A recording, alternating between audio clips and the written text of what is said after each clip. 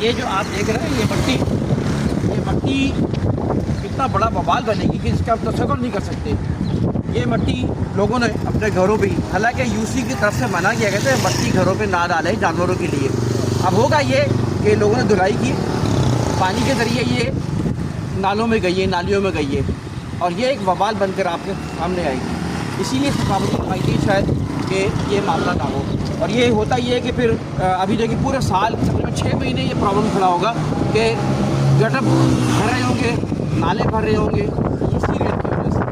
तो ये बात ध्यान में रखें। और अभी भी मिट्टी ला ला के डाल दी है। सुबह मैंने वीडियो बनाई थी कि यहाँ पूरा इलाका साफ़ था और आप देखें फिर कचरा ला ला के डाल दिया है। खैर ये साफ़ हो ही जाएगा, लेकिन ये है कि डिसिप्लिन का ख्याल रखें।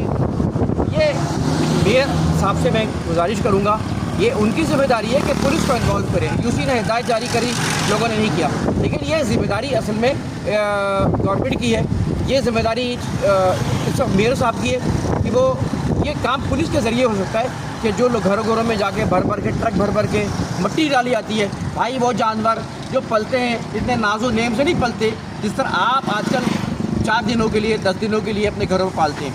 तो इस बात का ख्याल रखें, ये एक तबाह करेगी हमारे सीवरेज सिस्टम को।